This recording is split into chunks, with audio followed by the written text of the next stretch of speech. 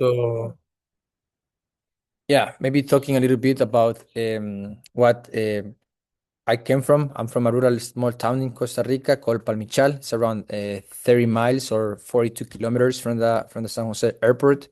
And it's just very, very small, very tiny. Everybody knows everybody, 5,000 inhabitants. So I grew up in that, and I was lucky to be surrounded by this type of experiences from an early age when I was able to explore and host. Different tourists from like some from my age, some adults from colleges, universities, high schools, and even some teenagers, different topics. So I'm like a third generation of my family business. And then like from an early age, I saw how like firsthand how these experiences really could empower because they were empowering me and they were also empowering other friends when like the visitors will come and we have that cultural exchange, but also like being able to see like things could be possible as well and how we could make a couple of things.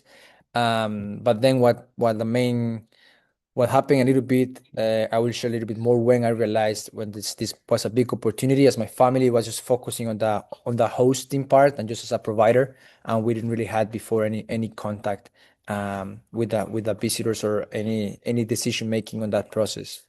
Um, so then that brought me to United World College, where I had a great opportunity growing up that created that profile. And then I did a gap year in Brazil, doing some volunteering there with a nonprofit focused more on that areas of vulnerability and youth involved in drugs. And then after that, I finished my human ecology bachelor's at College of Atlantic, and then my master's in entrepreneurial leadership at Babson College, which later jumped into the summer venture program that I'm going to talk a little bit later. As now that was a spin-off of the main, then later the business. Um, so yeah, so pretty much in the whole journey in terms of like hosting, I during the hosting part, I realized when I was like around 12, 13 years old, um, that the locals didn't have much of a voice on what type of experiences they also wanted to have as hosts. And then mainly that it was all driven by the decision making of the travel agents. So then that's what's when I realized from an early age that that could be possible to have a better model for this, and all that empowerment of an idea came through all these different visits, different exposure of education abroad. So that opened my eyes of that it's possible as well. For me, as as somebody coming from this small town, that it's possible to make a change as well in that type of the system and current models on the travel abroad industry itself. So that the whole background, I would say, of growing here and also witnessing that firsthand, that is small groups, good interactions and conversations with a lot of the visitors really empower me and help me to make like to have that impact. I said a little bit, I'm a third generation, so my grandparents, which I'm right now in their place, um, they start hosting this type of experiences. Then my parents, they also who are, I think they're also in this call, and they also hosted a little bit for more than 30 years tourists. But then like that model was broken, and still like even though we were able to empower a lot of, I think through these initiatives, a lot of youth as myself and other friends, still that was lacking the whole. Um, More empowerment and decision maker from the community itself to make sure that the compensation was fair, that we had a more voice on what type of experiences we also wanted to have, and also like how the whole like price. Later, I will talk more a little bit about the price and how is that, but how we can have more a voice around that. So that's where pretty much me and my sister we we started this idea a couple of years ago, and now it's fully like full time, and now it's also tying up back again to the legacy of my grandparents and now my parents' experience as well, and how we can grow this type of model. And hopefully this is a model that it's very hard to replicate, since it's really built in community trust So that takes a lot of years, but it's something that could be other youth across Costa Rica and I would say Latin America can have that same type of model as well to keep providing those different opportunities and having more sovereignty on decisions on what the decisions experiences of people coming to their towns.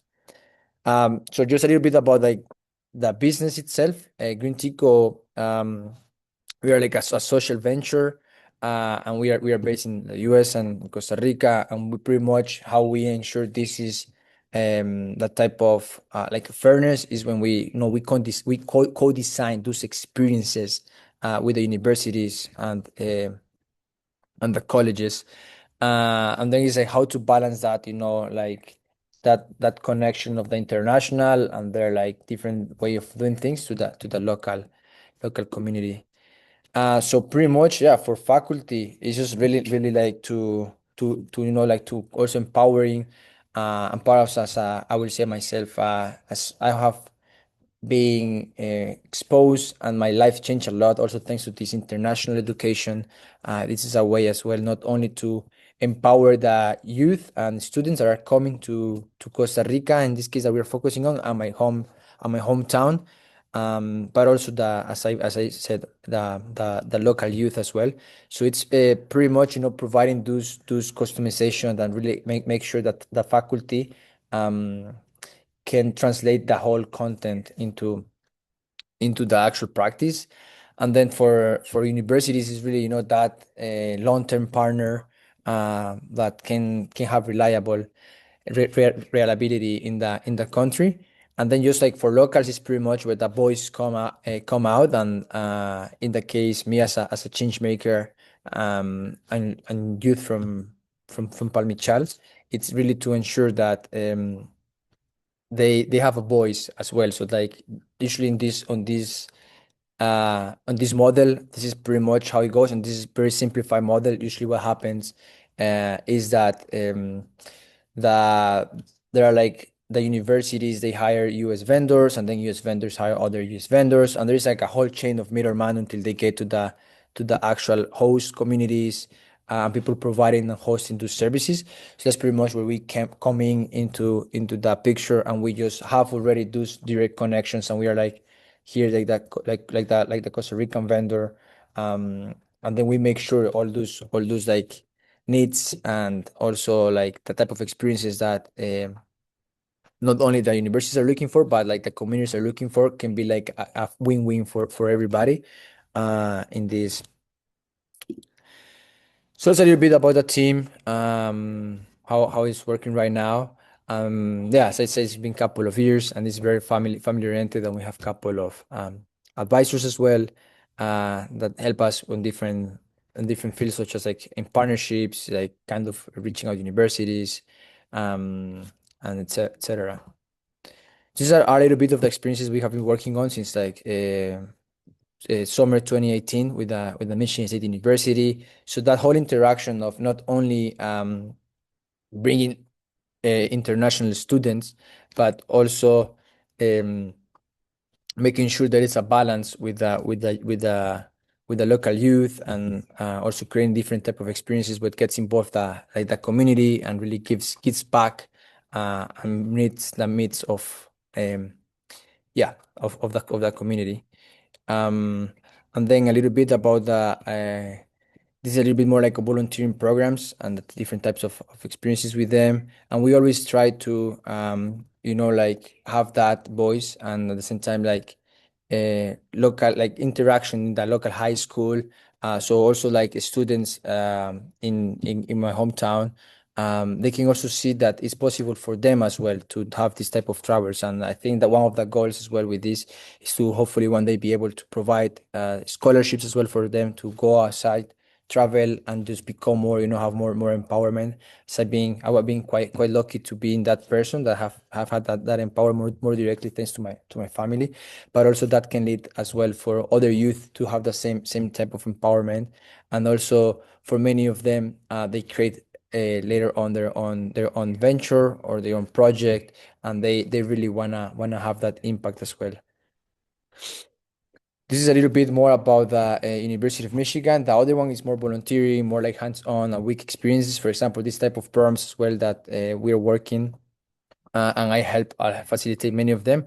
These are more for like master's students or more professionals who are really working on a long fellowship with a community. So it's actually like developing different projects. So right now we are like collaborating with a local nonprofit on a 42 hectares protected land to start envisioning that space with the local input, so the high school, the local government, the municipality, and different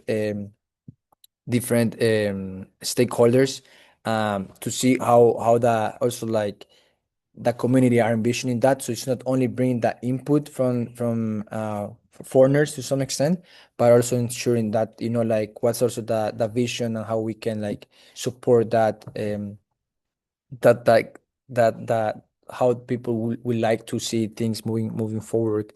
um and then this creates a like also an environmental impact as well because or like this type of land, this land, it's just protected, but as things moving fast, so like it's how we can take advantage to some extent of this land to really develop it and like find a way so it can bring more revenue to the local community, and then people can stay here longer. They can have more, more their initiatives, projects, so they don't need to leave the community as well to look for other types of job opportunities or like money. So it's how to create those opportunities within the same community and make sure that revenue and income stays here to keep that development.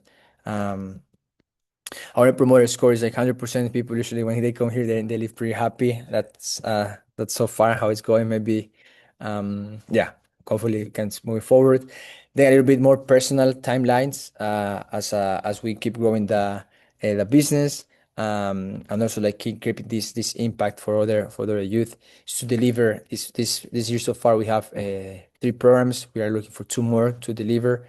Um, we're already on the way of adding 2 more. We're missing 2 more additional partners, and then we're really converting some of the from the fair we attended in Nashville, some of that into actual groups coming. Then we want to just expand the team, hopefully hiring some folks from here, from Palmichal and Costa Rica. And then moving forward, by 2028, we want to be like the number one leading provider on this type of experiences and tourism in Costa Rica. So there is a high demand as well, a little bit for this type of programs, and then like Costa Rica is top in Latin America for the top destination in Latin America for this type of programs. So like this is really like how Costa Rica itself is pioneer on this, but it's still the system is to some extent broken in terms of middleman from the chain starting in the sales in the US. So that's part of the whole work we are doing right now and how that will long term is going to change as well in that self like empowerment for people to start more projects. um that's a little bit about the business and like a little bit about my journey as a leader on this field. Probably I just want maybe to emphasize as well that not like yeah like the circumstances, and also thanks to a lot of philanthropy as well. I was able to have all these studies abroad and being able to have my finishing high school, boarding school, then college, then masters. So it's also something. So we wanna work as well with this project is to um, keep growing those relationships with the local like high schools, uh, partnering with educational institutions to keep pushing, and hopefully other youth as well can have a different like similar experiences as well, and they can also start their projects, and hopefully having those economies really improving, and not having them leave. They need to leave their hometowns to look for other opportunities. So yeah, that's a little bit about so yeah, thanks for listening. Hopefully I didn't didn't spend too much time on that. But yeah, I'm really looking forward to. So I don't know if you have any questions or I want to touch base on something specific, but yeah. Thank you so much, Mauro. It's such amazing work that you're doing. It's super interesting. I've always wanted to go to Costa Rica, so now I'm like extra intrigued. Even the Of course. photos, like on the slides, it just looks so amazing. And your journey as well, like working with like your family and like how you're like impacting where you grew up and the students there trying to get them scholarships. Like it's just, yeah, like the impact you can see. It's just so obvious. So. It's really amazing to see. Congratulations on everything you've achieved so far. Um, Thank you. I'm going to open the floor and let other people ask questions first. So if anyone has any questions, please go ahead. I can perhaps kick it off. I've got a question on why you decided to return to Costa Rica. I mean, you studied in the US and other countries. You could have started a career overseas, but what brought you back? What was the moment that you decided, you know what, I want to come back home and provide or to make an impact on the local community? Yeah, thanks for that question, Jeremy.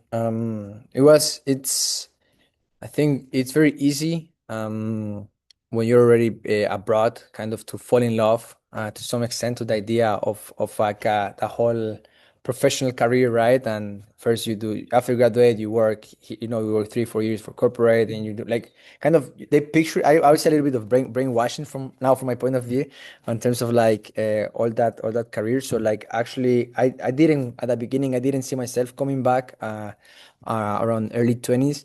But then when COVID hit, I had that opportunity to now be back home, be kind of stuck to some extent for over a year in my hometown. And then I started to have that opportunity of hiking, exploring, bird watching, and all these different things that I didn't realize before when I was younger. So I think that was one of the things when I said probably I want to go back to, I want to come here, have a project here, and also do like something meaningful for my community. And also in terms of like the yeah, that's more about like coming back. When I realized coming back, I always had the idea of like this type of business and social impact, but didn't really make kind of sense until I think COVID hit. Um, so I think that's pretty much when I decided to begin this journey.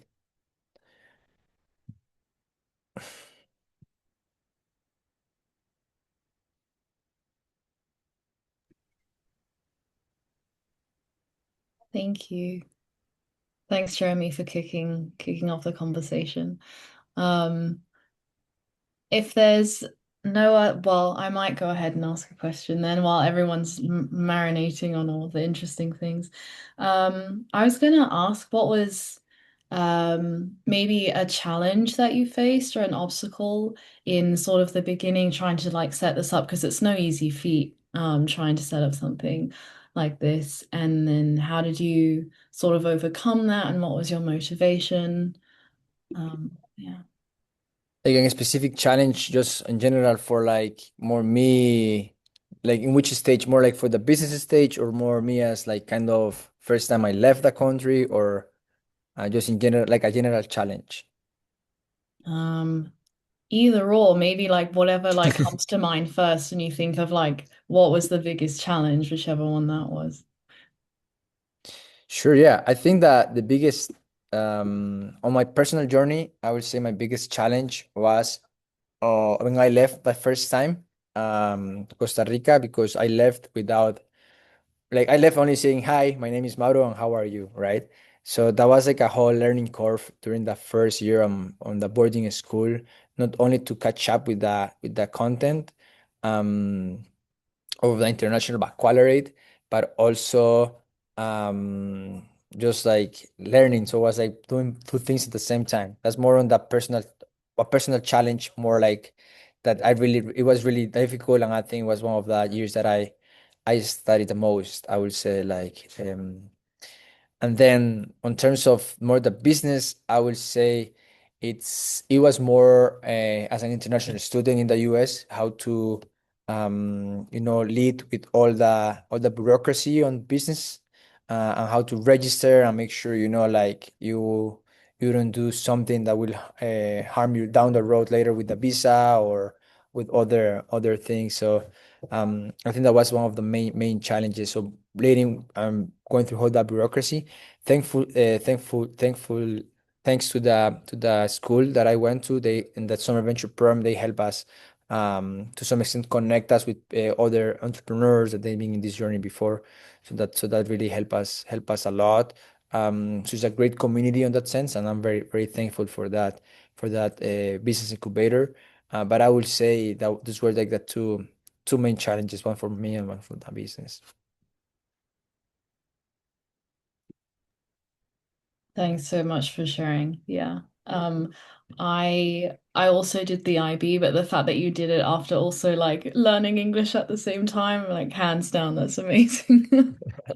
Yeah, it was quite a lot, and I think the only way I really made it was thanks to a lot of friends as well who really support. So I think that's very especially important, and also me on my personal life, I really appreciate. I think relationships can really go along, and having that, just friendly and just being really like open, and you just never know, right? And friends are, I think, it's more friend relationships in general are the most important thing in life, I would say. So yeah, that was that way. I think Divya, you have your hand up. Do you have a question? Yeah. So of course you come from a country with very rich culture, history, and tradition, right? And sometimes when people, like for example, when they come to India, they do come with a preset notion of thoughts, or they come with ideologies about how certain things would be. How do you dismantle stereotypes when they come to um, your country, or how do you explain to them what they think about your country is way different from what they actually experience? Thanks, Divya. That's a great question. First, I will say it really depends a lot on the type of person, like, who is visiting and their age, their background, and what, like they've been hearing, reading, people who have visited before, friends. Usually, I will say um, for Costa Rica, it's usually people hear from a friend, and then a friend tells them about their experience, and they already have that expectation on how things will be here. Um, but there is, of course, always a stereotype for the visitor.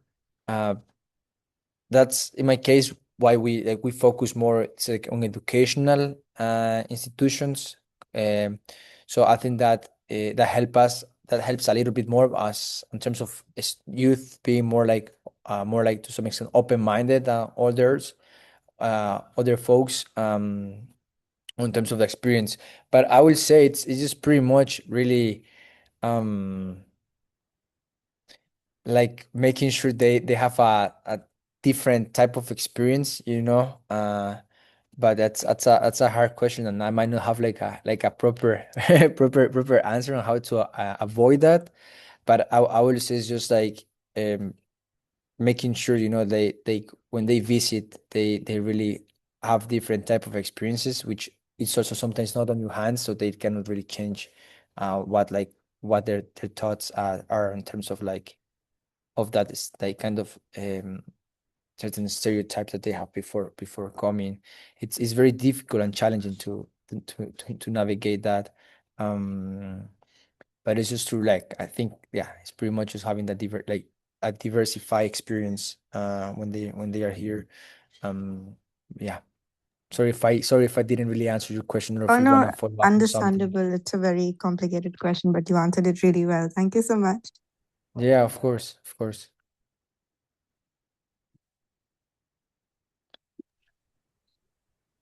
I have actually. I was curious as demand for these sort of ecotourism services grows and as GreenTico scales, what is the struggle and what are the different power dynamics that you have to deal around preserving authenticity in your own communities while scaling the business model at the same time? Um, how do you find it personally, but also from a commercial perspective? How does GreenTico approach preserving local communities whilst also scaling its model?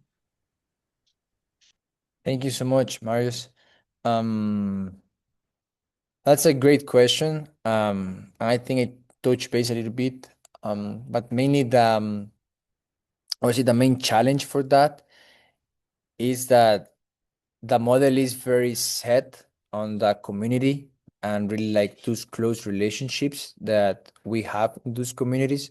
So it's not like a traditional travel company or agency that they just grow and trying to maximize, like this, let's sell more packages, let's sell more just like volume. As I would say, it's more about like those relationships. So like for terms of scaling, something we are struggling a little bit. It's how we can keep those meaningful relationships with like these communities, while at the same time growing with other ones. Because like ideally, with these programs, you want them to be long term. You want them to be like coming back every year to the same location. Um, so it's more about like that the replication of, I would say, the principles of the business itself, and the like relationships. Um, so the scalability part, it is there, but it takes more time than like a traditional like vendor or agency. Since like we are building those relationships, and we co-generate as well. So also like not only what the college itself wants um for the curricula, but also like what the community can also offer, and having that input as well. So it takes longer usually to build this type of itineraries and programs. Amazing, thank you. I think Yeah, we have you're a welcome. question from Groovy.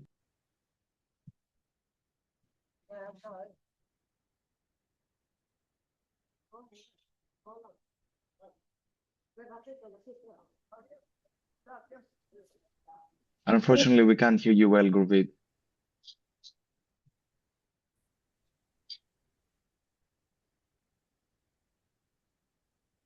If you want to type out your question, then we can read it for you if your microphone doesn't work.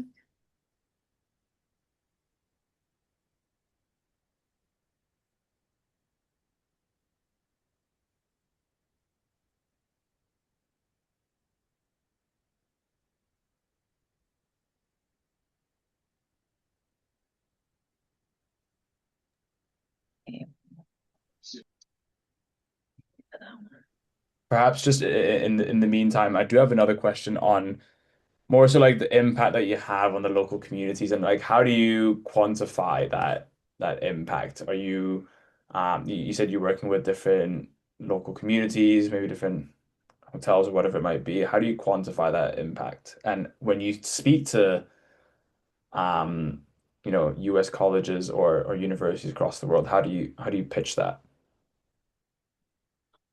That's like a great question. And that's something I think, even though we speak a lot about impact, that's something also the business itself needs to have a better system in place on how to really measure that impact. But I would say economically, it's mainly from my point of view, it's mainly like kind of what we like. So the typical business model is like vendors or hosts, they end up getting only 35% of the actual sale, and like really like having vendors staying more with the 65% instead of 35%. So that's like pretty much how much like income like really like locals get. um and then also like ensuring they have a voice as well on their pricing.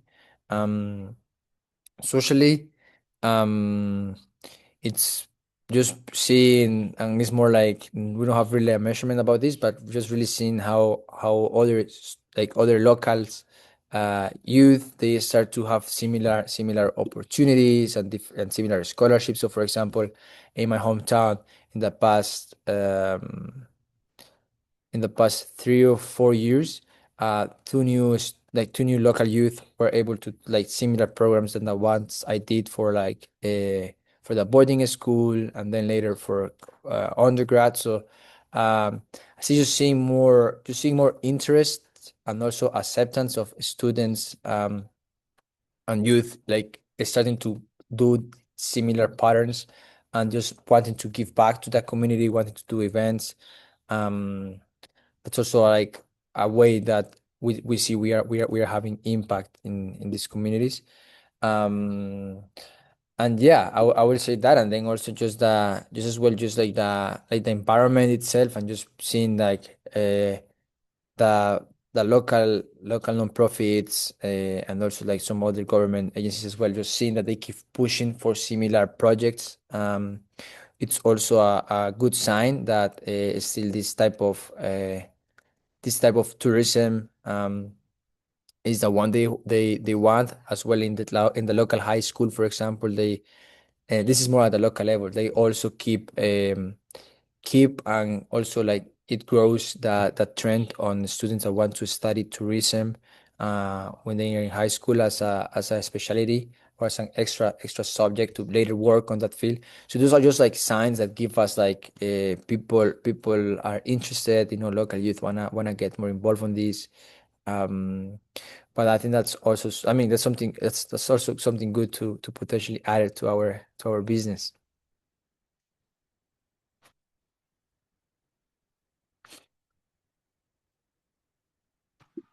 Yeah. Hello.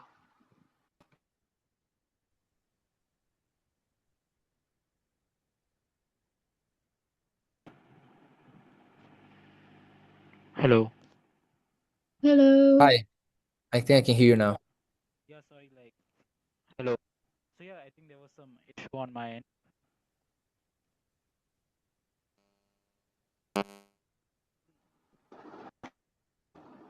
Yeah, I don't know. I think I had some issues. Sorry for that.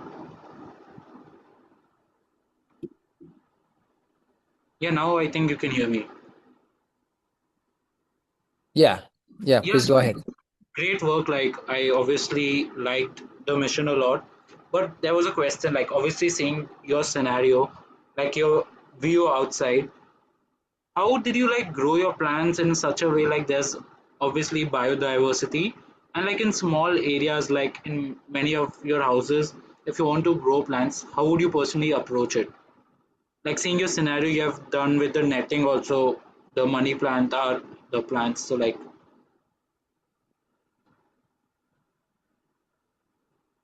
do you want me to repeat it? I'm sorry if the question was too Please, vague. yeah, I think I'm a little bit confused. So you're asking me about Yeah, like plants and how I grow yeah. plants and Like, yeah, like in very small areas or in like your buildings, how would you grow plants and like keep the biodiversity as a whole? okay, so how like, on the buildings you mean like near like on Yeah, projects that we potentially partner with like yeah, high school? Okay, okay, sure, yeah. I mean, it changes quite a lot. We have done different like I would say reforestation projects. With like a local like with like local non-profits where we have like workshops with experts, like in forestry. So they provide a lecture about what are like a native versus invasive species, and then like what type of plants or trees should be planted on that field or area, depending on the altitude. I'm also not an expert on that topic, but that's pretty much like the overall picture on how it works. And then from there we coordinate. Sometimes we need to buy the trees. Sometimes there are also donations from governmental institutions for those type of trees. So, but we just need to align all of that to ensure that trees are the trees or plants or are good for the ecosystem that are going to be planted, and then from there we move forward. Usually we work this type of projects with in collaboration with students coming to the communities, but also with the local youth as well, and then making sure like yeah, like long term they are taken care of and they can grow. So like there needs to be some sustaining as well from, keeping like some like the coordination with more with the local nonprofit, but like keeping some donations moving forward or through this visiting moving forward that they can support this type of projects. I'm not sure if that's a like type of answer you were looking for. Um, No, no, that was my answer. Like, thank you, thanks a lot. Sorry for the previous confusion. Like, there was some issue with my mic. Really sorry on that. But thanks for your answer. yeah, of course. Don't worry. You're welcome.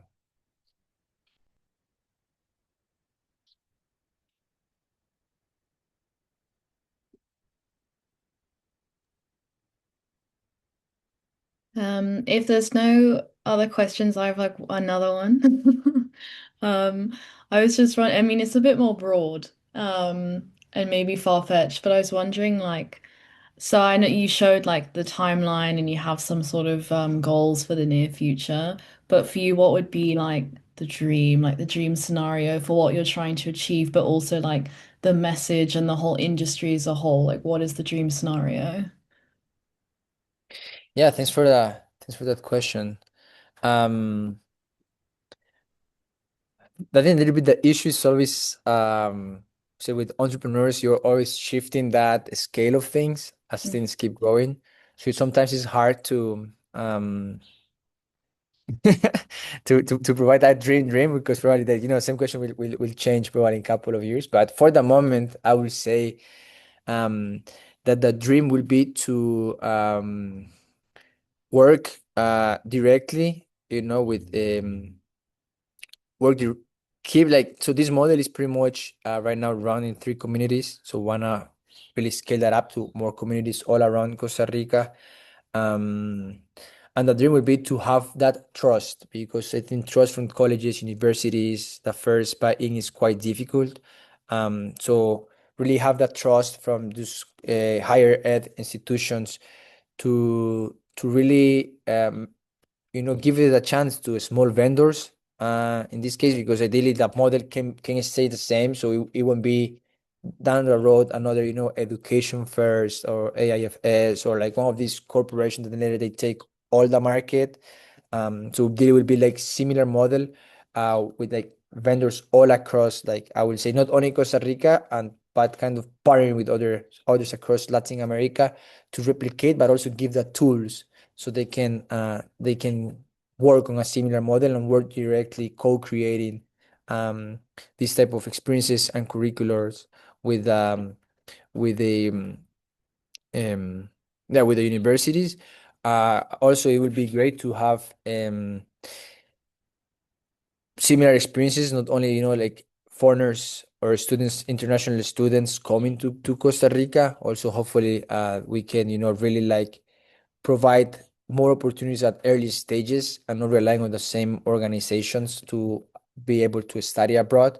Also, we as a GreenTico Travel be able to provide those programs abroad, those scholarships, so we can start empowering more youth from an early age, um, and really just like putting like growing that like on like not like exponentially, but more like thoughtful, I would say, on the next years, to really make sure that that impact it's really like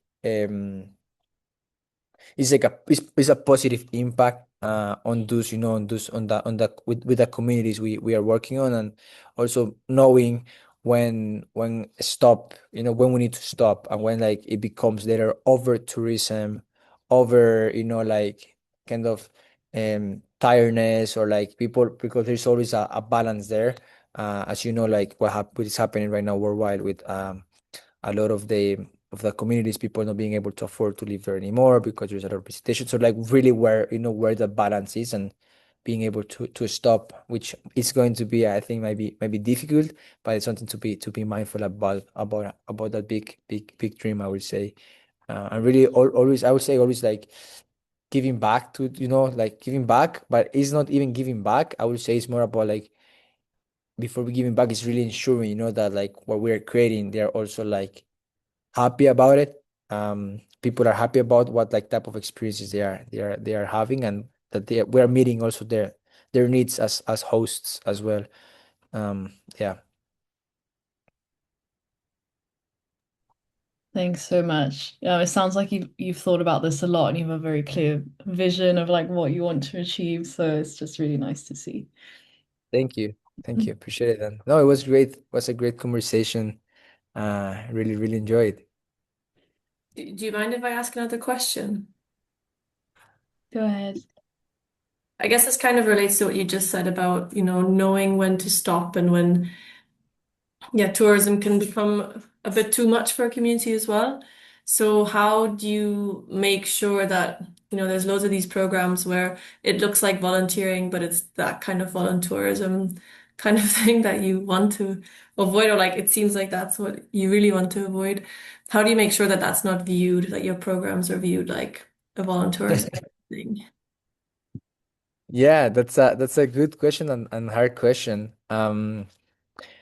I would say there are usually and also I'm not like I've been working on the field and but also I don't have many years, and I'm sure there will be a lot of experiences and things coming along my way as I keep working on this field. Um, but from my experience, I think it's pretty straightforward when that type of frustration or that type of feeling starts to come from a community. It's kind of when you go to Venice and then you see everybody shouting at you when you are just trying to walk around. Same in Costa Rica, there are some small towns as well where like locals start seeing um, visitors in a different way, or they start to just have a very like different interactions. Mm. I would say to keep it more like on terms of like that sustainability, authentic. It will be more like I don't know. Probably we need to. I need to figure out like a way of measuring that. But just like in general, like that, like how hosts and communities have like treat locals. You like you can see if it's authentic excitement or if it's just like kind of performing. Um, so I will say like a way to keep that in place is just like really really making sure that check-ins coming with the local hosts, and then with like people involved on the whole like programs to ensure they are satisfied, I would say. Not sure if I was able to answer your question, so Yeah, no, but that was a great I, answer. ho- I Thank hope I you. hope that helps. Yeah, of Yeah, course. thanks so much.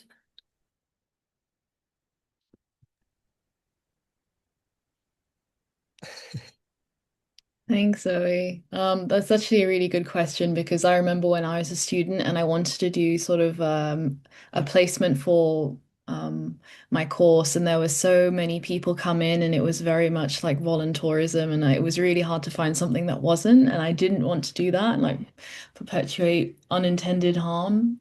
So yeah, it was. I think that's a really relevant question to know that this isn't that and it's different, as when it's like there's so many things that are. So. Yeah, it's really Yeah, and like, mm, yeah, no, and that's why I think it's important really to to keep those.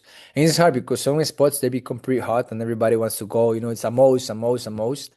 So also when to really like diversify those visits, um, but also just making sure as well the communities and like leaders in the communities, they everybody's kind of on the same page in terms of that, and really know where to stop. Which yeah, we will see how how that goes moving down the road. But yeah, I think that's a very good question. amazing. Um, are there any other questions from anyone?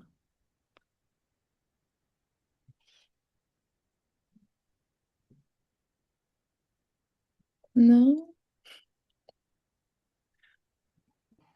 Okay. I don't have a question, but seeing his scenario, like seeing his view, I wanted to see what's his surrounding like, if it's fine with him. Sorry, can you repeat the question again? I'm trying to say, like, can you show your surrounding? Like, you have many plants and everything. Yeah, there are tons of plants. I'm actually here at my grandmother's place. Um, and there is like right now kind of the transition between the the summer and the winter, and everything is blooming up. And yeah, I think we have over uh I don't even know like species of birds and stuff. It's like more than 1,000 different birds, and like species like more than 10,000 different plants and stuff. So it's very very diverse, and a lot of, yeah, beautiful, beautiful. You should visit one day. Let us know. Yeah, I do. I did like it a lot. Like, I'm also trying to grow it at my house, but like, you don't have that much area in India in your houses, so personally can't do it. But obviously, like, maybe in future, maybe like you can Sure. have an India mission coming to Mumbai or Bangalore outskirts, and we can have a tourism with all of you guys one day, hopefully. Yeah, yeah. I have a good friend from Mumbai. So yeah, for sure. Send me an email. Yeah, yeah. Let's connect on LinkedIn. Like, I felt to promote my LinkedIn over here. Like, if you guys say, Sure, yeah, yeah. Send it along.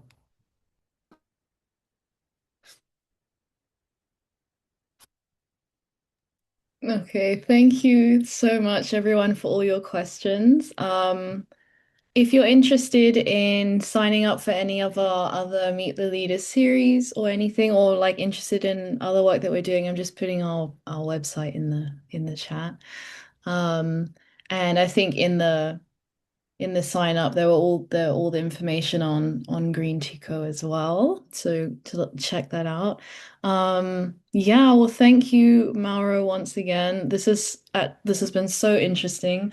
I don't, work in this area, but I know it's really important, and I personally find it very interesting for tourism and travel. And it's just been really nice to hear about your journey, and you're clearly very passionate about it. And I love when people are passionate about what they do. So yeah.